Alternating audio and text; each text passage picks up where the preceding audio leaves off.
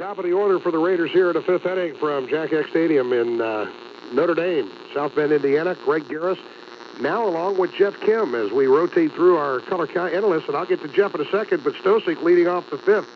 Hits one to straightaway center field, and at the edge of the warning track, Brock Morrison takes it in. And again, Richardson working quickly, and I barely have enough time to recognize our sponsors, much less talk with our color analyst. But Jeff Kim, he is actually the voice of Raider baseball, if you will, for WWSU, the student station. Jeff, thanks a lot for joining us. Oh, thank you for having me. It's a pleasure of mine, and certainly a privilege to work with you, Greg. Well, I'm enjoying actually working with you because I think you can give me some insights on even more so on some of these players. I've seen them play about 9-10 ball games this year, but you've called every single home game for Wright State this year, right? Correct. For instance, the guy at the plate, Andy Matko, sound fundamental hitter. Too bad he doesn't have a guy on base right now because he can lay down the bunt. He's 1 for 2 in this game, struck out in the first, singled in the third, and was left stranded at second. This normally a big inning for the Raiders. They've scored 56 runs in the fifth inning so far this season. But there's already quickly one away, and the 1-1 pitch is inside in the dirt. In fact, Matko had to move that right foot back a little bit to keep from getting hit. It's 2-1. Matko, an all-around team player, knows how to play the count, especially getting into the count here, 2-1. And there's a pitch in the dirt. Count goes 3-1, so Matko trying to reach base for the second time, and with 3, 4, 5 coming up, the Raiders willing against a pitcher the quality of Jesse Richardson to get something going any way they can. Richardson struggled a little bit early in the first inning, but he's really settled down, Jeff. He's pitching well. He's showing why he's the player of the year of the MCC. Certainly has. And there's a check swing, and it would have been ball 4, but it actually went off the handle, off the fist, and fouled. Count runs full. The thing about Richardson that you have to realize right now, especially since he has settled down, he does have the good fastball that moves on in, and it looks like his breaking ball moves down inside, I should say, so it has an effect of a sinker in which he's getting a lot of ground outs when contact is made. And he starts it outside a lot of times, and I think the players are laying off. I think it's going to go outside. I think it just breaks down across the corner, and we mentioned Graysner's got a wide strike zone, and he's giving that corner up, and that makes it easy. As there's a two-hopper off the shoulder of Mike O'Neill and out into center field. Matko will round. Now, that was a bit of a bad hop once again. Well, the score is getting put through the paces here today, and they're going to call that an E6. As O'Neill was in position on it. As we said, it took a bit of a bad hop, but perhaps could have come up with a cleanly second error on the evening for the Huskies, and that still seems like clean baseball compared to that first game we watched today, Jeff, when there were 7 errors in the Detroit UIC game. 7 errors, but, the game is not over yet. I've seen the Raiders and another team back last year against Navy commit 9 errors in a game together, which is unbelievable. Phil Long steps in, and he swings at the first pitch and fouls it back. He singled in the first and laid down a nice sacrifice bunt back in the third. After Matko had singled, the Raiders couldn't do anything with it. Long up there, a big-time threat. A strange guy to have in the 3 spot. Normally, with a guy his speed and a guy who can get on base like Phil can, you'd expect him to play in the 2 spot, but he seems to be a perfect table setter and a good in-between guy for the later hitters. The junior from Beaver Creek, went to Carroll High School. Takes a look at a breaking ball that stayed in, and it's count even at 1-1. With 1 down, we are in the top half of the 5th inning from Notre Dame. Toots, is this your first trip to Notre Dame? Yes, this is. And I know you drove in today and we're kind of hustling, but they had an opportunity to see some of the famed buildings here. Long, I tell you, on the season, he gets on base better than 45% of the time. Now, I got to tell you, this is a perfect guy, especially with a guy like his speed, guy who can move the runner around, and a good guy at the first base in Matko. 2-1 pitch, line into left field for a base hit. One of the sharper balls hit this today by the Raiders.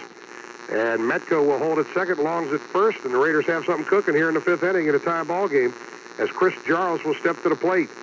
Jaros singled, drove in a run, then struck out looking in the third, but that single, I think, we talked about, had to bring a big smile to Ron Nishwich's face because we hadn't seen this kid in 12 games, and when you've got a broken bone in your right hand, you're not sure if you'll be able to respond.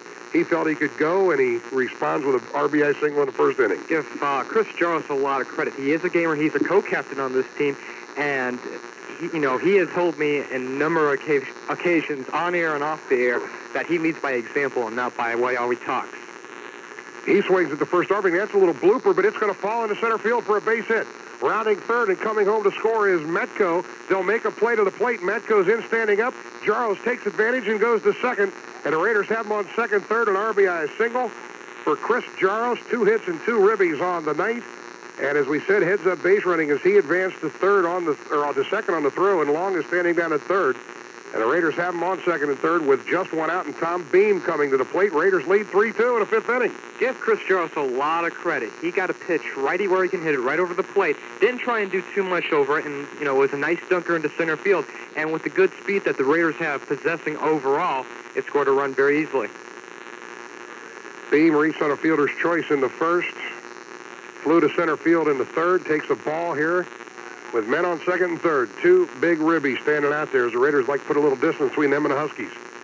Nobody down in Northern's bullpen yet. Again, you got the player of the year on the mound, and he had been cruising. But an error on Matko's grounder with one out, then a base hit by Long and a little bloop base hit by Jarros. And suddenly the Raiders are in business. Well, Richardson would have an easier time of it if his defense could play some defense, to say the least. That's what it's supposed to be. There's a high hopper, almost got over the third baseman's head, but it's fielded and on over to first, and there's the second out. Nice play by J.C. Holmes as he was playing in a little bit short, and that ball nearly hopped up on over him. As it is, there's two outs now in second and third, and that was a big pitch for Jesse Richardson as Matt Pisker steps to the plate. He grounded to third and grounded back to first, and I've got to talk to you folks about outstanding sub salads and chili. Please consider Blimpie's salads and subs in the university shops across from the Nutter Center. Blimpie's offers made-to-order 3-foot and 6-foot party subs for your graduation party or any occasion. And you folks in Centerville should look for the grand opening of the newest Blimpie's at Whip Road and Far Hills Avenue. Blimpie's salads and subs. I saw King Tusk from the Ringling Brothers Circus eat a 6-foot sub in about 5 minutes, faster than I can do it. Is that right? Yeah, it was impressive. You sure? Maybe we can get you guys an eating contest or something. No, I backed off on that one. He was impressive. Pisker fouls off the first pitch. He falls behind 0-1 as Richardson again trying to work out of this jam. Raiders have got one across the plate and have him on second and third with one out, but Beam was retired for the second out, and now the count's even 1-1 on Matt Pisker. Now, how about Pisker, a great newcomer? He leads the Raiders in a lot of categories. Batting average, at-bats, hits, triples, runs batted in, total bases, slugging percentage, and sacrifice flies. Talk about a total team player. Now, we mentioned he finally passed and was 10 up on Jarros for the RBI lead, but Jarros held that for a long time even after he got hurt. Jarros has gotten two back tonight. He'd like to make a race, and Pisker can get both of those with a base hit right here. And instead, he gets ahead in the count, 3 balls and a strike. And what a great job Pisker has done this year, coming in for the old mid-con MVP from last year, Neil Zarek. Replacing him in the lineup, that couldn't have been too easy, especially as far as confidence is concerned. A lot of Raiders had a lot of confidence in Neil Zarek and his ability to perform in the clutch. And to see Matt Pisker come around the way he has is certainly a welcome relief. Pisker fouls one off, and the count runs full. So the payoff pitch here with 2 outs. Runners at second and third. Breaking ball, lined into left field. That's a base hit. It's down. Let's see if they send him. Gas comes up with it. He's going to throw plateward. It's cut off, and they've got Pisker in a rundown now, but 2 runs have scored as both of them come across. Now Pisker will be tagged out going back to first base. So we will score that. Oh, boy, I got to score that, right? 7-5-3. Was that the third baseman that ran him all the way over there? That's right. It's 7-5-3 after the 2-run base hit for Matt Pisker. And the Raiders pick up 3 in the top half of the 5th inning. 3 runs on 3 hits. There was 1 error, and nobody left on base. We have played 4.5, and it's Wright State 5 and Northern Illinois 2. We'll return here on Star 98 WONE. Freedent Chewers had some ideas for a better Freedent. Could you make it softer to chew? No problem. Could you make the flavor last longer? Oh, yeah, much longer. Introducing softer chewing, longer-lasting, non-stick Freedent. Hey, this is really softer. Lots easier to chew. And I hope you noticed the flavor. Oh, it really lasts. Keeps going and going. Now, this is great gum. And all you had to do was ask. Try softer chewing, longer-lasting, non-stick Freedent. It's better than ever. Every weekday at 8:30 a.m., noon, and just before the 6 p.m. news, Star 98 listeners eagerly await for someone special. Hello, Americans. This is Paul Harvey. Stand by for news. Good day. You couldn't have a better neighbor. Don't miss Paul Harvey 3 times daily on Star 98, the superstars of music. Greg Gahris and Jeff Kim back at Jack X Stadium on the campus of Notre Dame University here in South Bend, Indiana. The Raiders with a 3 spot in the top of the 5th take a 5-2 lead. They've been out hit by the Huskies 8-7, but lead them 5-2. And I was going to point it out, and Jeff was quick to point it out to me during the break, that He comes into a tie ball game and quickly puts a 3 spot up for the Raiders, and you've got 3 innings with me. You've worked a half of it. If you can keep that lead, we'll have you back tomorrow, I promise. Oh, I'm telling you. Putting the pressure on you now, though, as if you have anything really to do with it down there. But it's 3-4-5 in the order for the Huskies here in the bottom of the 5th. Brock Morrison leads it off, and he's 2 for 2. He singled in the first inning and was erased on a fielder's choice and then doubled and scored in the 3rd. And he rips one down the right field line foul just past the Raider dugout. Now, I don't know if it's because Northern Illinois is a good hitting team, but Sean Sones, he's thrown a lot of pitches so far through 4 complete, 70+. And I don't know if it's because of Northern Illinois working him into their count, the 3-1s, the 3-2s, but Sones hanging in there. I think it'll be interesting to see if he goes much more than 2 more innings, unless he really gets some quick innings here, as there's a pitch foul back, counts 1 and 2 to Morrison. 3-4-5 in order. The Huskies hit .296 as a team. Not a tremendous amount of power, but they do seem to be able to manufacture runs, and with a very good pitching staff led by Jesse Richardson, they've been able to win more than they've lost. Here's a weak pop-up that Long is going to take behind first base, and there's one down here in the 5th inning. Well, folks, for any of you folks, and Jeff, you're a state away from home now. I don't know if you've taken care of Mom, but for your last-minute Mother's Day gift purchases, you better head to the mall at Fairfield Commons. 5 anchor stores featuring Elder Beerman, Parisian, Lazarus, J.C. Penney, and Sears, and 150 specialty shops. They're sure to satisfy your shopping needs. The mall at Fairfield Commons. Have you taken care of Mom? Yep. I certainly have myself. I had to before I left. My wife would let me out of the house. At least the kids have taken care of their mommy, and I'm going to have to call my own mom probably tomorrow and take care of that one. Yeah, that's something you better not mess up on. Oh, I promise. No balls and a strike to Jared Gast. Gast hit into a fielder's choice and then singled and drove in a run and eventually scored one back in the 3rd for the Huskies. Sullins has the count even 1-1. And Sean comes in a hurry. These 2 pitchers do not waste time. 2-1 the count. That one was down low.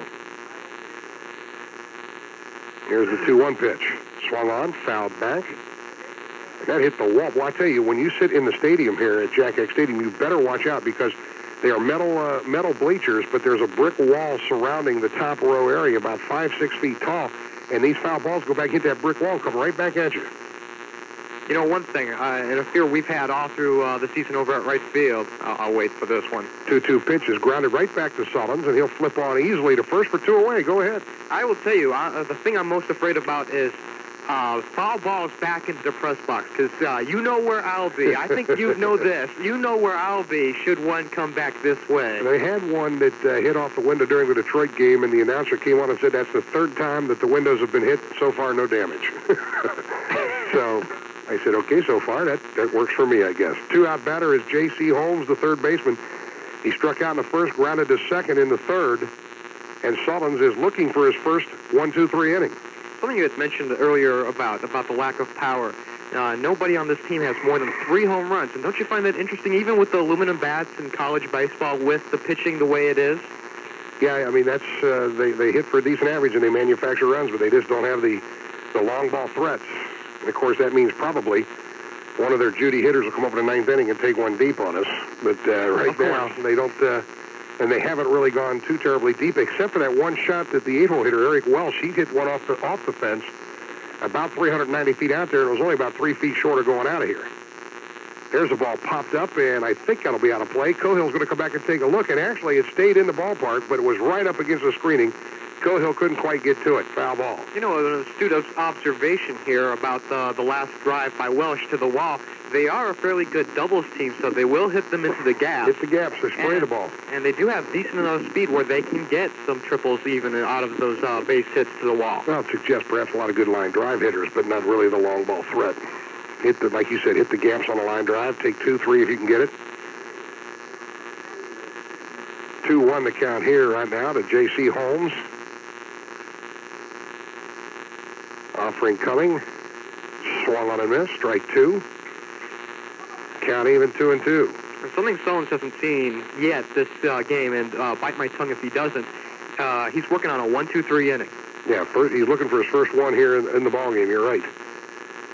He gave up 3 hits in the 2nd, 3 more in the 3rd. Has given up 8 total, but leads 5-2, and he gets a strikeout swinging and missing. J.C. Holmes goes down, A 1-2-3 inning. Here it is. No jinx there. It's nothing across for the Huskies in the 5th. We played 5 complete, and Wright State leads this one 5-2. And that for Sean Sullins is strikeout number 4 by my book. So we'll take a break and head for the 6th inning. Wright State 5, Northern 2. This is Raider Baseball on Star 98 WONE. Think of us when you think of school, the college store. For us and something for you, the college store. We got all you're gonna need for college, and we're here to help you get the knowledge. Do yourself a favor, think of the college store. Do yourself a favor, think of the college store. The College Store wishes Wright State Baseball the best of luck. Whether you're looking for new or used textbooks or the best in Wright State apparel, nobody offers lower prices than the College Store. Bring in your old textbooks and sell them back for top dollar as well. This week, do yourself a favor. Check out the College Store. Do yourself a favor, think of the college store. It'll be the bottom third of the order for the Wright State Raiders here in the top half of the 6th inning. This is the MCC Tournament from Eck Stadium in Notre Dame.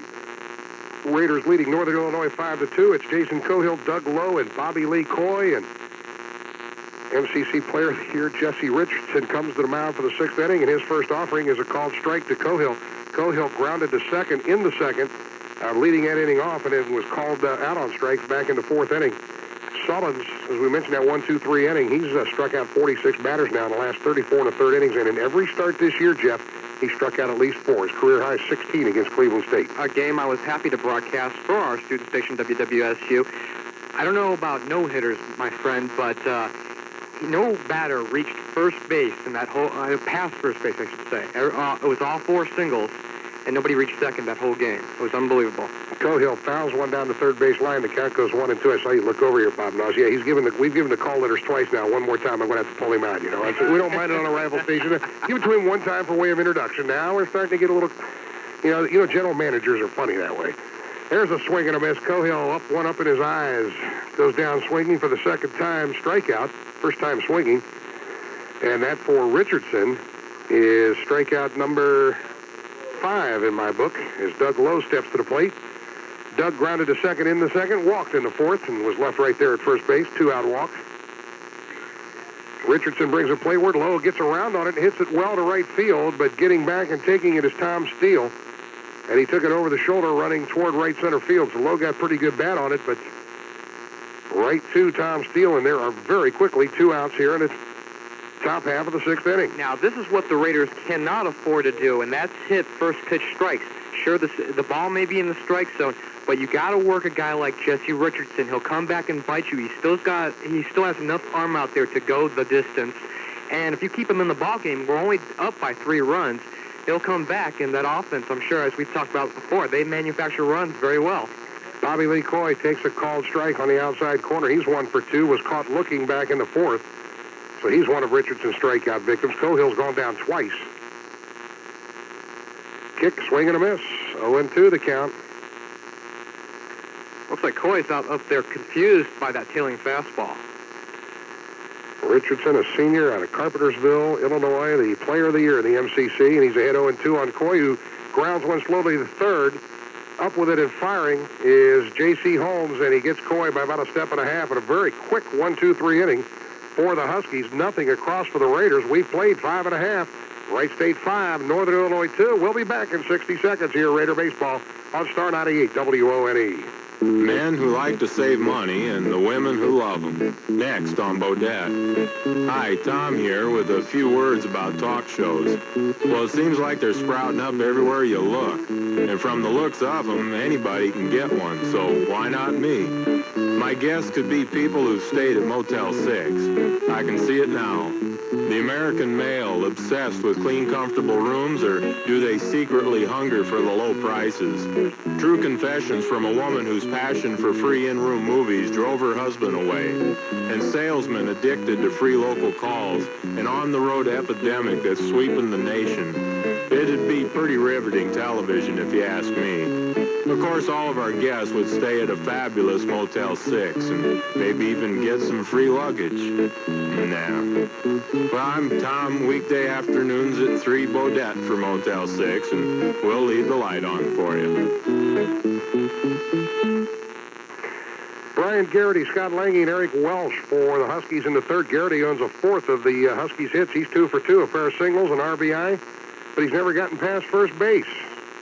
And Sean Sullins comes to the mound for his 6th inning of work, and we do have someone warming up in the bullpen. A little bit earlier, Matt Clark was down there, but he was just loosening up because he's going to pitch tomorrow regardless of whether it's in the morning against UIC or in the late afternoon against the winner of the Xavier-Notre Dame game. As we stand right now, it's going to be that late afternoon game. Let's hope so. Hopefully a 4 o'clock. You and I both want to sleep in tomorrow. First pitch on his way to Garrity, and that's called strike one on the outside corner. You know, Raider baseball, as we mentioned, brought to you by Alton James, one of the area's largest, most complete automotive engine rebuilders. 29 years of experience. Our machine shop experts can handle any job, no matter how small or how large. They're located on Airway Road, south of Woodman Drive. The 0-1 pitch taken by Garrity. Ball 1, counts even at 1.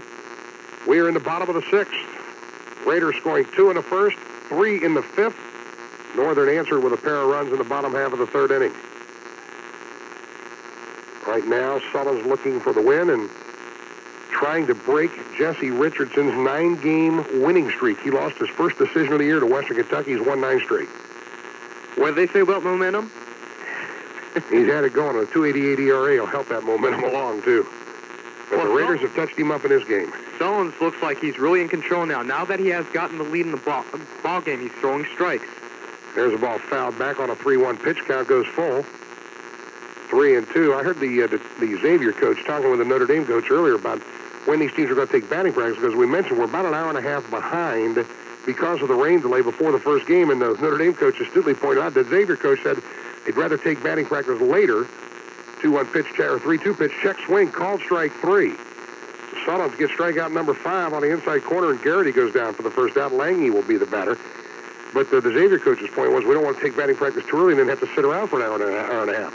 Notre Dame coach pointed out that those batting cages down there don't have any lights on them. If you don't take your BP now, you're going to be swinging in the dark. So it looks like Notre Dame players are down there taking their cuts right now. As there's the first pitch hitting Lange. He lines one into right field, a one-hopper that low fields, and it returns to Phil Long. But first pitch swinging Lange has his first hit of the ball game. So the catcher's on first base, and that'll bring Eric Welsh to the plate. He doubled to left center field in the 2nd inning and grounded unassisted over to Metco at first back in the 4th inning. Now, isn't this interesting about Welsh? It looks like the Raider outfield is very much playing Welsh as an opposite field hitter, so they must certainly know something from watching film or coaches' reports, for instance. It may just be, too, a little bit of Sullins' velocity, because most of the left-handed hitters that Northern has had up, the Raiders have shaded them to go the opposite way. They don't think they can get around on Sullins, apparently. At least they're betting on it, and so far it's worked. We've had a couple fly balls that were hit right to outfielders who were maybe a little bit strangely positioned out there, as the 1-0 pitch is fouled back by Welsh, and the count evens 1-1. Well, you wanted to test me on my Raiders knowledge, and I will tell you about Sullins, for instance. He's got a good fastball, a little bit of bite on it, a very good hard slider when his arm is not tired, and a decent change to complement the rotation. Took something off the 1-1 pitch there, but it stayed up and away. Count goes 2-1 to Eric Welsh. How's that for knowledge? There you go. Well, you know, it's interesting because since his arm tightened up, I haven't had a chance to see Sullins pitch this year as their attempted steal, and Cohill guns him down, 2-6 to Gahris. Lange was running on the pitch, and Cohill, who had thrown one in the dirt earlier, not an attempted steal, able to gun down Lange, and there's a big toss there from Jason Cohill. Coming into this game, Cohill was 13 of 26 throwing potential base runners out, and he's 1 for 2 today. Welch gets around on the 3-1 pitch and hits it down into the bullpen, and whoever that is warming up down there arranged to his left and made the catch. Count goes full. Let's see if we can get a line on Lange. on stolen bases. He is 1 for 7. I got to think, with that kind of percentage, they're saying that's Makinich in the bullpen. No, or is it Jeff Schmidt? Makinich? Jeff Schmidt in Northerns. Makinich is here, and as Bob Nuss pointed out, do we get a strikeout swinging? Giving me the signals. That's good. 1-2-3 inning. Well, technically, as it really wasn't. There was a base hit. No runs on a hit. No errors and none left as Lange was retired trying to steal. We have played 6 complete and are cruising through this ball game right now. Wright State 5 and Northern 2. We'll be back in 60 seconds. This is Raider Baseball on Star 98 WONE. Think of us when you think of school, the college store. And there's something for you, the college store. We got all you're gonna need for college, and we're here to help you get the knowledge. Do yourself a favor, think of the college store. Do yourself a favor, think of the college store. The College Store wishes Wright State Baseball the best of luck. Whether you're looking for new or used textbooks or the best in Wright State apparel, nobody offers lower prices than the College Store. Bring in your old textbooks and sell them back for top dollar as well. This week, do yourself a favor. Check out the College Store. Do yourself a favor, think of the college store. Well, we're into the final 3 innings of baseball here in Notre Dame. The Raiders leading Northern Illinois 5-2, and they have the top of the order up. Bill Stosick bunts the ball, but he bunts it right back to Jesse Richardson, and I don't think that's quite the bunch Stosick wanted, as he didn't make Richardson play that one hardly at all. And there's quickly 1 pitch and 1 out. And this is what I was saying in the last frame. You can't swing at first pitch strikes, not even if you're trying to deceive them on the bunt, for instance. You got to work a good pitcher into the count and then get your pitch to hit. Matko, the batter, he's 1 for 3, officially scored a run in the 5th inning. He hit a ground ball that took a bad hop off Mike O'Neill for an error, and that started the 3-run rally for the Raiders. So Matko up again with 1 out, just like he was back in the 5th, trying to get something going. It takes a ball on the first pitch and a strike on the second pitch. And the Wright State Alumni Association, along with Northern Indiana alumni and Wright State Raider Baseball, they all represent the success of Wright State University. Good luck from the Wright State Alumni Association. Why in the world did I say Miami? I saw Matko hitting a ball down to third base, and he's retired 5-3 for the second out. I'm a Miami alum. Well, maybe that's how it snuck in here somehow. I don't know. 2 gone here, and again, Richardson's behind 5-2, but he is working amazingly quickly. Well, that's what you get when you hit early in the count, and I can't stress this enough. This has been a problem with the Raiders. And when they're hitting good, they work the pitcher deep into the count. It's a formula, time, true, and test it. Of course, also, it's one of those things, if they end up with 15 hits in the ball game, you say they're being aggressive. But when they're struggling a little bit like this, you say they're not being patient enough. As on an 0-1 pitch, Long hits a 2-hopper to third, and it bounces past the third baseman, Holmes, and out into left field. Long was 2 for 2 with a sac bunt coming up to that at-bat. Let's see how they score that. That took a little bit of a bad hop, too, but was within the range of J.C. Holmes. And we're waiting to see it up on the scoreboard, and it will be a 3-for-3 night for Phil Long as he reaches for his 3rd single of the ball game. And let's hope that's an omen, because the first 2 times he reached base, Jeffy scored. And Chris Jaros has delivered him one of those 2 times. Jaros is officially 2 for 3 with a strikeout, 2 singles, and 2 ribbies. A great guy to have on base is Phil Long. He's 16 of 18 in stolen bases, highly efficient, and a very good base runner. And perfect guy to have on the base with a guy like Chris Jaros at the plate. It'll be interesting, though, with a left-handed pitcher and with an all-MCC catcher behind the plate, whether the Raiders will take a chance with 2 outs and send. And I shouldn't say Ron Nishwich. I got scolded by Bo Belinsky. He is in charge of the base runners, and he sends Long as Jaros bluffs a bunt, and Long is safe as he got underneath that tag. The throw was just a bit high. If it had been on the money, I think they'd had him. But give Long stolen base number, 17, you say? 17. And he is now in scoring position for Jaros. The last 2 times Jaros has had a man on second base, he has delivered in a big way. Home Run Inc. says, good luck to the Raiders in the MCC Tournament. Home Run Inc. and Xenia. They're looking for a few good truck drivers. Call Tom or Skeeter at 1-800-543-9198 at Home Run Inc. Sounds good to me. 2-0 pitch coming from Richardson. Jarrow swings and lifts the pop-up over behind first into foul territory. Welsh going back, and he'll make the grab. And Jarrow, for the first time, really fails to deliver as the Raiders are retired. No runs, 1 hit. There were no errors, and 1 runner left on base. And through 6.5, it's Wright State 5 and Northern Illinois 2. And we'll be back for the bottom half of the 7th inning right after these messages here on Star 98 WONE. The home of the superstars of music in stereo is Star 98. AM 980 WONE, Dayton, Springfield. Leadoff hitter bluffs the bunt. There he doesn't bluff it. He fouls it back to the screen. Falls behind 0-1. Mark McShane. He's 1 for 3. Now, See, when you get to 40 like me, you don't have friends left that are not married, unless it's unfortunately the second or third time around. You young guys, you got a chance now to go to a lot, but you give up the reception to come to the land of the Fighting Irish and follow your Raiders, huh? Well, you know, you love baseball. You got to get to it. You know, this is a shrine. I mean, this place, the Eck Field. And I don't know why did they call this Yastrzemski Field? That's what I'd like to know. No answer there. 1-1 pitch. Sullins upstairs on that one, 2-1, and looked a little disappointed with his delivery on that one. Nobody in the Raider pen right now. Had Makinich down there earlier. And Jeff Schmidt has been in the Northern bullpen. There's a pitch that misses just outside. That's 3-1. Sullins has not walked a man since back in the first inning. He walked Tom Steele then. He's behind 3-1 here with 1 out and walks Mark McShane. The leadoff hitter in the order, but second man in this inning, and he reaches first base. Oh, here's an idea for the summer months. Treats of pizza from Dairy Queen. Cookie on the bottom, ice cream, and toppings on top. Former Raider Dave Berry invites you to enjoy all the summer treats at the DQ, Dairy Queen in Fairborn, 1272 Kaufman Road, or at 5200 North Main Street. For great food, ice cream, shakes, malts, and treats of pizza, try Dairy Queen. Yes. Yeah, it'll work for you, huh? Oh, there's a wild one. It gets away, and McShane's going to go to second. Cohill just now getting to the ball. McShane rounds it, but he'll hold at second base. Okay. Wild pitch from Sullins, so maybe Sean's starting to struggle here a little bit, and the Raiders getting activity in the pens. You got to hook me up with that treat the pizza. Yeah, we'll see if we find a Dairy Queen here in South Bend. We'll do one. Of course, that won't help Dave Berry out. He's got his in Fairborn and on North Main Street in Dayton. So, well, I would like to mention good speed on the base pass in the person of Mark McShane.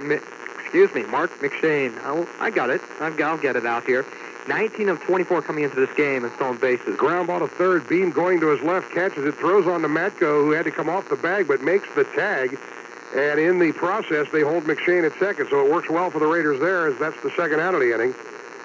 And McShane had broken off the bag, but with Beam coming hard to his left, running right at McShane, he had to go back to second base, and then Beam able to make the throw to Matko, and he's right now pointing over to Matko, saying, nice job hanging with the throw and making the tag for me. 2 down here in the bottom half of the 7th inning.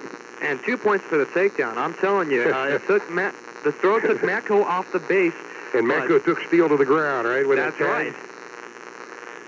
Well, Brock Morrison checks in now. He's 2 for 3. He's single and a double, run scored. But he popped up to long his last time up in the 5th inning, and he takes a called strike there. Sullins ahead 0-1.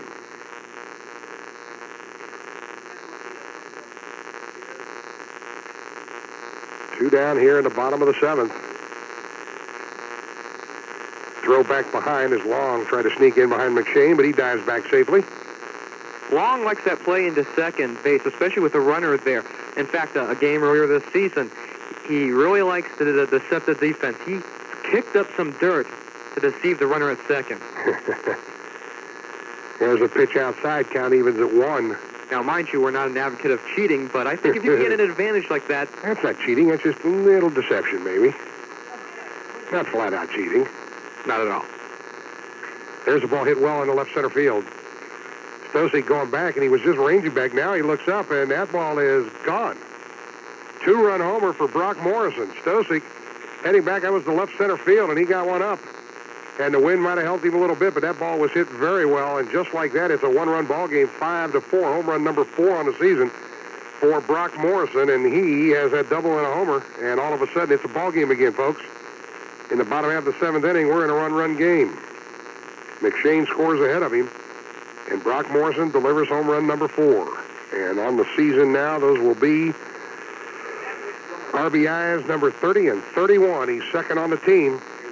And that brings Jared Gahris to the plate. He has an RBI today, 1 for 3 with a single and a run scored, and takes a pitch, I believe, called ball 1. No, strike 1, they say on the board. 0-1. So it's a one-run ball game again just that quickly. The Raiders scoring 2 in the first, 3 in the fifth, and Northern has come back with 2 in the third and 2 here in the seventh. They've got 4 runs on 10 hits. The Raiders 5 runs on 8 hits, and Gahris hits one up into the air. Low giving chase. That's headed for the right center field gap, and nobody's going to get there. Stosik eventually cuts it off. Gahris heads into second. He'll stop there with a stand-up double. And with 2 outs, Northern Illinois is trying to tie this game up again as Morrison with a 2-run homer and Gahris with a double to the right center field gap. And that'll bring up J.C. Holmes, and he, I'm sure, in the minds of Northern Illinois, is overdue. He has struck out twice and grounded to second, 0 for 3. And with 2 outs, Sullins trying to close the door here in the 7th inning. A little conference going out on the mound. They're going to be joined by the headman, too, Ron Nishwich, coming out of the Raider dugout. We do have action in the Raider bullpen. 2 guys warming up. We're a little far to see. There's no lights over there, so we can't really point out numbers as of yet. But there is a discussion. A good pitch for Gahris to hit. Obviously, he was very aware of what was coming because usually after a home run given up by a pitcher, you're usually going to try and throw a strike in there to establish some control. He got a pitch right over the plate and hit it into the right center gap. And that was all she wrote as Gahris is on second with a 2-base hit. Well, Ron Nishwich has made his decision after talking with Sean Sullins and the entire infield. He points to the bullpen. And we believe we're going to see Makinich. Sam Makinich is going to check in. We'll double-check that and make certain of it as Sean Sullins working into the 7th inning, 6 2/3 innings.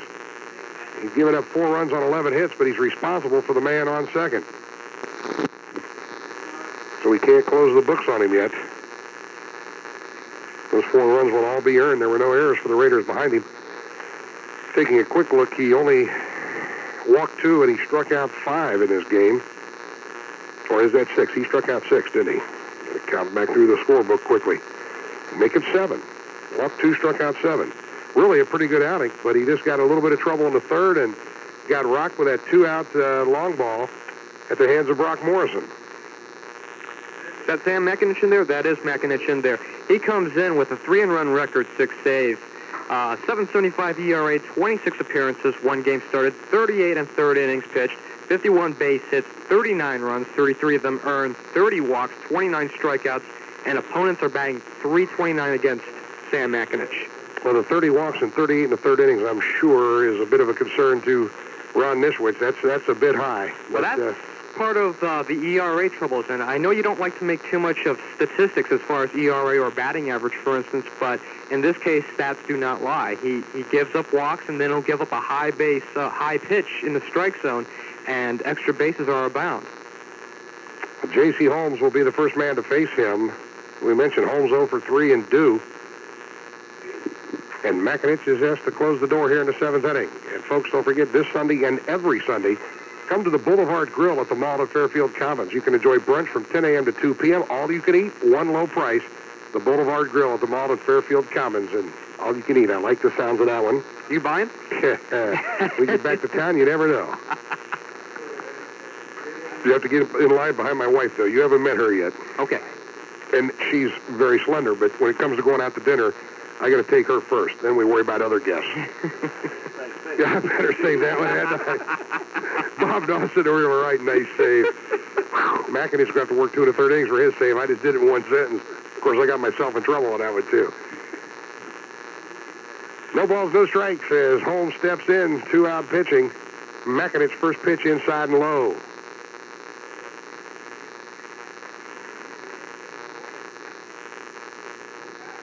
The Raiders lead it 5-4. But a 2-run 7th inning here has made this into a tight ball game again. Northern Illinois not giving up. 1-0 pitch is called strike 1 on the outside corner. Now, on the part of Makinich, you can't give the batter at the plate, Holmes, anything too good to hit because you do have a runner on second, and that means a tie ball game right there. And you do have a base open at first base, so there's no reason to throw him anything really good to hit. Holmes with those 2 strikeouts, he actually leads the team in strikeouts with 33. The 1-1 pitch is grounded to long, and while he stumbles a little bit straightening, he's able to throw on to first and get the out. So Makinich on 3 pitches gets Sullins out of trouble. on a 4-3 ground out to end the 7th inning. For the Huskies, they had 2 runs on 2 hits. There were no errors, and 1 runner left on base. We have played 7 complete. Wright State 5, Northern Illinois 4. And Jeff, I know you're going to yield it back to Bob Noss, but I know tomorrow, whether it be in the morning or the afternoon, we'll look forward to having you back in for a couple more innings. And once again, it's a pleasure for me to work with you and with Star 98 WONE. No problem. And with that, we'll take a break. 60 seconds. Raiders up 5-4. This is Raider Baseball on Star 98 WONE. Tom Beam leads off the top of the 8th inning for the Wright State Raiders and swings and misses at the first pitch. Jesse Richardson on for the 8th inning as he's behind 5-4 and has given up 8 hits to the Raiders, but is staying out there. And on a 1-1 pitch, Beam hits a 1-hopper right back to Richardson. He throws on to first, and there's 1 away. Bob Noss rejoining us, Sports Information Director at Wright State. Bob, let's see, you worked 2 innings, and the Raiders were up 2-0. Cusack worked 2 innings, and the Huskies were up 2-0. And Jeff Kim worked 3 innings, and he actually had the 3-2 advantage. So Kim stands to be the winner right now, 5-4. But you're here to try to come on for the save for the Raiders yourself here from the broadcast booth. Definitely have to send Mike Cusack back home today. Matt Pisker hits a hard 2-hopper to the first baseman, who bobbles it, gets to the bag. Did he get there in time? As he kind of missed it and had to reach out a second time. And they do call it out as a 3 unassisted. Eric Welsh hanging with it. And when he got there, I think he stopped short of the first base and missed it and had to reach out and tap it a second time. But again, very quickly, Jesse Richardson has 2 outs recorded here in the top half of the 8th inning. And that'll bring Jason Cohill to the plate. And Cohill is struggling here. He grounded to second in the 2nd inning, struck out in the 4th looking, struck out in the 6th swinging. Comes up for the 4th time here in the 8th inning. And makes contact on the first pitch and hits it high and deep into left center field. Going back is Morrison to the wall. It's out of here. Jason Cohill. Almost the exact same spot that Morrison hit his home run back in the 7th inning. And Cohill gets it up into that jet stream a little bit. And Jason breaks out of his 0-for-3 slump in this ball game with a solo shot. This is 8th of the year. He ties Tom Beam for the team leadership. And it's a crucial one as far as I'm concerned, Bob, because it gives the Raiders that extra run there and a little insurance as they go up 6-4 here in the 8th inning. Definitely. That was very big, and that'll give Sam McIntosh some room to work in the last 2 innings, perhaps, and give him some confidence as well. Doug Lowe steps in. He's 0-for-2 with a walk. Say you need a sign for your business or an upcoming event. Where are you going to go?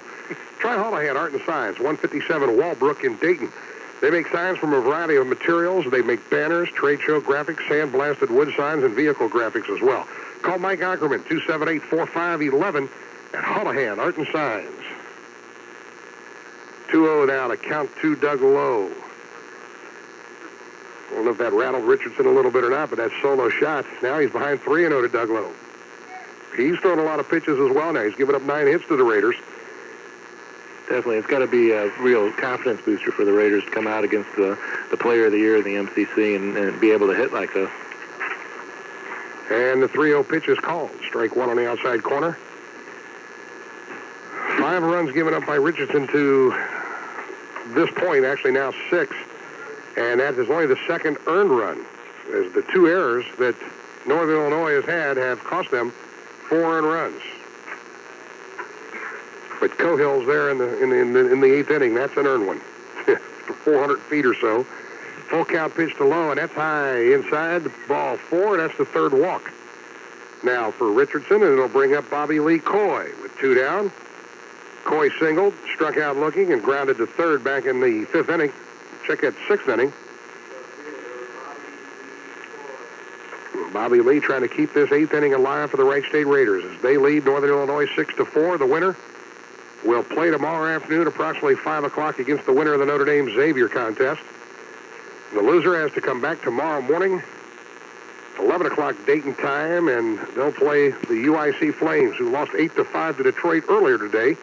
Game that was delayed a little over an hour for rain, and that's why we're a little late getting to you back in Dayton. As Coy swings at the first delivery and fouls it back above the screen and out of play. Doug Lowe's inching his way off first base over there, rather large lead for him. He's 7 of 8 for the season so far in stolen bases. Well, Phil Long stole back in the 7th inning off of Richardson. Jesse looking in for the sign here, and comes plateward with the 0-1 pitch. Low not going, and that's called strike 2. Coy falls behind. He was caught looking, as we mentioned, back in the 4th inning. Richardson has struck out 5 through 7 innings. 7 2/3 innings now. And he gets Coy there swinging. But the Raiders get a run on 1 hit. The home run from Jason Cohill. There were no errors. And 1 runner left on base. And at the end of 7.5 now, Wright State 6 and Northern Illinois 4. We'll be back in 60 seconds here on Star 98 WONE. Throughout this century, people have enjoyed movies with popcorn, movies with candy, movies with jumbo-sized carbonated beverages. But, and it's a very big but, something was missing. The pizza. Now that very big but is at an end. Little Caesars presents the Blockbuster Video Pizza Deal. A Little Caesars Pleaser, a medium 1-topper, and a coupon for a free movie rental when you rent 2. Pizza. Limited time offer. Participating Little Caesars and Blockbuster Video locations only. See coupon for details. In a house, support comes in the form of wood, brick, or steel. But when buying or selling a home, support comes in the form of a Coldwell Banker agent. For the questions, the ideas, support comes from a Coldwell Banker agent because that's what they get from Coldwell Banker. This team approach works so well, more than 9 out of 10 of our customers would recommend us to a friend. Wood, brick, steel, and Coldwell Banker. Support you can count on. Some offices independently owned and operated. The Raiders are 6 out away from advancing to the second round of the MCC Tournament, as it'll be Garrity, Lange, and Welsh to lead off the 8th inning for Northern Illinois. And this is the same group that has led off the 2nd. They led off the 6th, and now here they come again in the 8th. So that shows you J.C. Holmes, the 5-hole hitter for Northern, has struggled here this evening as we are at Jack Eck Stadium in South Bend, Indiana, on the campus of Notre Dame. Actually, we're in Notre Dame, Indiana. The university here has its own, is considered its own city, has its own zip code. I think that also includes the St. Mary's College across the street. That's how I learned that, when I saw St. Mary's College of Notre Dame, Indiana. And then Matt Zerker, of course, the man with all the stats, informed me of the situation here. And there's a fly ball hit into right center field, and once again giving chase, and once again falling in the gap right between Lowe and Stosic. And that'll be a double for Brian Garrity. And there, that time, I think it was a matter of miscommunication. Lowe wasn't breaking hard enough, and Stosic held up, and neither one of them went for the ball, landed right in between them. Stand-up double for Garrity. He's now 3 for 4 in the contest, and that's what, the 3rd double of the day for Northern Illinois. Make it the 4th double for Northern. And with nobody out, Scott Lange will come to the plate. He's 1 for 3 with a single. So Makinich, who came on to get the 3rd out of the 7th inning, get the Raiders out of that jam, finds himself in trouble here to start the 8th. First pitch is upstairs. Ball 1 to Lange. Greg Gahris and Bob Doss. Wright State SID with Matt Zerker standing by and his voluminous stacks of statistics and notes for us. Voluminous. Ball fouled back to the screen. Count evens at 1-1. You notice the pause there. I was trying to think of a good word. I don't know if that fits or not. I don't know. 1-1 count to Lange. Bottom of the 8th inning. Raiders by 2. There's a check swing, and the ball goes 2-1 as that was inside and low. Raiders got 2 back in the 1st inning, added 3 in the 5th, and a Jason Cohill solo shot here in the top half of the 8th inning gave them their 6 runs. The Huskies answered with 2 in the 3rd and 2 in the 7th, and we stand 6-4 in the bottom half of the 8th inning, and there's the ball swung and hit the center field. Stosic late breaking on it, but he looks like he'll get there and make the catch just shy of the warning track. Tagging and heading 3rd is Garrity. And they've got a runner now that's 90 feet away from pay dirt as Lange advances the runner with a fly ball to center field. And I don't know if the Raiders are having trouble adjusting now. It is getting fairly dark here, and the lights are taking effect. But there's been a couple of plays where Wright State seems a little slow breaking on those fly balls, Bob. Yeah, last inning there was one, and then the first one off in this one. It also matters how high the lights are. I know down at University of Cincinnati a couple weeks ago they had trouble with the lights down there because they weren't as high as they should be. These don't look too bad here, though, I don't think. Right, yeah, these are good, nice height. Well, there's 1 out in the bottom of the 8th. Eric Welsh will be the batter. He doubled back in the 2nd. Grounded to Matko at 1st in the 4th and struck out swinging in the 6th. We got a chance to talk about Coffey's Body Shop and Towing with 19 tow trucks available. Call 224-7436 if you're in need of a tow or body work on your car. It's called Strike 1. In business since 1947 with a full-service body shop and long-distance, no-damage towing. Coffey's Body Shop and Towing. Our thanks to Bob Berry for his support, a member of the Dayton Amateur Baseball Hall of Fame. Strike 2 call on the outside corner to Eric Welsh. And that's getting some chirping from some of the Northern Illinois fans here in the stands. Tomorrow we may have a little more crowd noise for you. It's supposed to be a little warmer and less windy. We may open up the windows, but right now we're quite content. There's a ground ball to the right side, fielded by Matko, and he puts the tag on Welsh, but a run will score, and we got a one-run ball game again. Just a slow chopper hit the first base, and Welsh gets an RBI on it, as scoring was Brian Garrity, who led off the inning with a double. It's now 6-5, but there are 2 away in the 8th inning. Smart play by Matko at first just to get that one for sure out, let the run score, and it's 6-5 now, and that was a very big home run now looking back last inning. Shortstop and 9-hole hitter Mike O'Neill comes to the plate.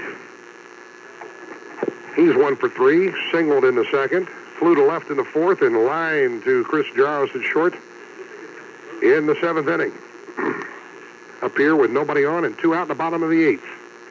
Raiders leading 6-5, strike 2 call on the outside corner.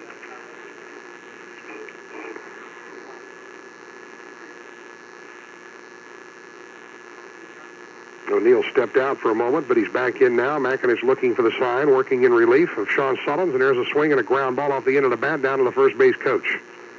Stops it with his left foot. He flips it over to the Raider dugout. Count stays at 0-2. Very much like the Detroit and UIC game where the first 3 innings took a while. The middle 3 just absolutely flew by. Same thing here. And now we're slowing down again as we get to the bottom 3. And there's a pitch up and away, 1-2 the count. Looking ahead to the Raiders' 9th inning, they will have the top of the order. Stosic, Matko, and Long, as there's a swing and a miss. Strike 3, first strikeout for Makinich, and it retires the Huskies. 1 run, 1 hit. No errors, nobody left. We have played 8 complete. Wright State 6, Northern Illinois 5. We'll be back for the 9th inning after these messages here on Raider Baseball, Star 98, WONE. Thinking of buying a home? Remember, an adjustable rate mortgage may sound good today, but who knows what surprises lay ahead. That's why there's Countrywide's new Take Control Fixed Rate Home Loan. You can qualify with surprisingly little down. Phone 800-951-LEND and see why more people have home loans from Countrywide than any other lender. Avoid the wild ride. Call Countrywide. Easy. Really. Equal housing lender. This Sunday morning and every Sunday morning from 10 till noon, tune your radio to Star 98 and relax with the one and only chairman of the board. Let's take it nice and easy. It's the Sounds of Sinatra, brought to you by DeClark's in Town and Country Shopping Center, your headquarters for all your Mother's Day needs. No one else could love you more. Join us Sunday morning at 10 for the Sounds of Sinatra on Star 98, the superstars of music. Top half of the 9th inning, Raiders leading by 1. They have virtually led throughout. They scored 2 in the first, and Northern tied it in the third. It stayed that way to the top of the 5th when the Wright State got 3 runs. And they were up 5-2, and then 2-run homer by Brock Morrison in the 7th inning made it 5-4, but Jason Cohill solo shot in the 8th made it 6-4, and then Northern got back with a run in the bottom half of the 8th, and we're at 6-5 in a 1-run ball game, and Stosic takes 2 quick strikes from Jesse Richardson, who is out there working for a complete game, even though he stands to take the loss, perhaps, if his Huskies can't even us up in the 9th inning. 0-2 pitch to Stosic is grounded toward the hole at second. Ranging to his right is McShane. He'll throw on, and is it in time or not? No. As getting there at the same time, Welsh and Stosic. Stosic hustling down that line, collides. Welsh goes to the dirt, and the umpire waited and then called safe, and I'm not sure if it's because Welsh didn't get to the bag or if Stosic just flat out beat it. It was a slow roller to McShane's left, and he was able to get there, but Welsh was a little late getting back to the bag. Yeah, the first baseman put up a hit. First baseman broke for the ball. It was deep into the second baseman hole. He fielded second baseman, and Stosic just, I think, flat out beat him over to first base. The pitcher wasn't on the way over to first as well. Stosic's first hit in 4 official efforts. He walked and scored back in the first inning to lead off this game. Now he's at first. Let's see how much attention Richardson pays to him, because Stosic's the best base stealer on the Raider team. As Matko squares the bunt with Long, Jarvis, and Beam coming up, the Raiders are going to try to manufacture another insurance run here in the ninth inning. They got one in the eighth from Jason Cohill, but Northern answered. 6-5, Wright State. Raiders 6 runs, 10 hits, no errors. And it's going to be a tough play for the catcher, but Lange up with it and firing on to first base for the out. The sack works. Stosic now stands at second. That ball had to come just about another foot and a half farther away from home plate. Metco might have had himself a base hit instead. One thing I'd point out, Stosic was a 2-strike count when he got that hit, so it was very important for him to get in there. Phil Long, perfect night so far. 3 for 3 with a sacrifice bunt. He has scored twice, 3 singles. He's stolen a base. And they could use one more hit out of him right here with 1 out in the ninth inning. He takes the called strike from Richardson. Activity in the Detroit bullpen. Nothing going on in the Raiders bullpen right now. In Detroit, that's I've called Northern Illinois everything but Northern Illinois today. I called them Notre Dame earlier in the game, calling them Detroit now. We're just taking a little tour of the MCC. No action in Northern bullpen either. Great pitcher for Wisconsin Green Bay, isn't he? They don't even have baseball. Counts even at 1-1. Still Long stepping in. 1 down here in the top half of the ninth. And there he swings and misses at a pitch up and away. 1 ball, 2 strikes. Chris Gahris waiting on deck. Gahris with 2 singles, 2 RBIs in this contest. He still had his eye on that right center gap out there. They're playing, right fielders playing him over towards the line, center fielder. 1-2 the count. Richardson from the stretch. Takes a look at Stosic, bluffs a throw behind him. McShane cutting over, but no throw made. And now Lange calls time and will trot out and have a chat with Jesse Richardson, which gives me an opportunity to remind you folks who are in business and might have any machine tool needs or machinery moving, new and used machine tools and supplies. Call Advanced Machinery Companies at 278-7337. Advanced Machinery Companies, fine supporters of Raider baseball. We appreciate their being with us here throughout this MCC tournament. Again, the Raiders trying to get an extra run here in the ninth and are 3 outs away from winning and advancing and awaiting the winner of the Notre Dame Xavier game, which will take place about a half hour, 45 minutes after this game ends. The Fighting Irish and the Musketeers ready to have at it. But we got to finish this one first. We're in the top of the ninth with 1 down. 1-2 the count to Phil Long. Meeting is broken up. Richardson looking in for the sign. Goes to the stretch, checks Stosic, brings it plateward, breaking ball. Long stays with it, rips it into left field. Over the head of Garrett Guest. That will score 1. Long will cruise into second with a stand-up double, and the Raiders get that insurance run and lead 7-5. And that ball hit well. Guest ranging back on it. And as you notice, we had to wait just for a second or two. He reached up and couldn't quite get to it. And that ball got out there in a hurry, Bob. That was a real big run now for the Raiders. They're up 7-5. Wright State's collected at least 1 double in now 49 of 55 games. Zerks was waiting for somebody to hit a double to bring Astat to it. I like the one he gave us. He said, this is my 3rd MCC tournament and will hopefully be my first win in the winner's bracket. So Matt Zerker, we're trying to bring a win home for Matt. I'm sure that's probably foremost in Ron Nishwich's mind right now, too. Let's get this one for Zerker as coming out to the mound. Got a change out there now. Is Spanky McFarland, the coach of Northern Illinois, and they will indeed go to a change as Richardson gets to the ninth inning. He gets 1 out in the ninth, but Phil Long's double, which gives the Raiders a 7-5 lead, has spelled the doom for Jesse Richardson as he's going to take a seat, the MCC Player of the Year. At this moment, still responsible for Long, but he went 8 in the 3rd innings, gave up 7 runs, but only 3 of them earned, although if Long comes in to score, that would be a 4th one. Dave Markusek in for the Huskies now. He's a junior, right-handed pitcher, 6 foot. Let's check his numbers. Well, the number on his back is 28. I know that's the 17th appearance, and he's made 10 of them as a starter. You got a line on him yet? Let's see. Yeah, his ERA is 7.03 and 56 in the 3rd innings with 69 hits, 53 runs, 44 of those earned, 5 home runs, 36 walks, 44 strikeouts. He will come in and try to shut the door on the Raiders right here in the ninth inning and hold it at a 2-run deficit. As they don't want to see any more damage, Chris Jaros will be the first man to face him. Mark Cusick, the second pitcher to work. The Raiders have used 2. Sean Suttles went 6 2/3 innings, and Sam McInnes came on for him in the 7th. And now in the 9th inning, Mark Cusick comes in to replace Jesse Richardson. And I get one last opportunity to remind you folks about outstanding subs, salads, and chili. Consider Blippy Salads and Subs in the University Shop across from the Nutter Center. Blippy's offers made to order 3-foot and 6-foot party subs. That's 3-foot would be Bob's dinner and 6-footer would be mine.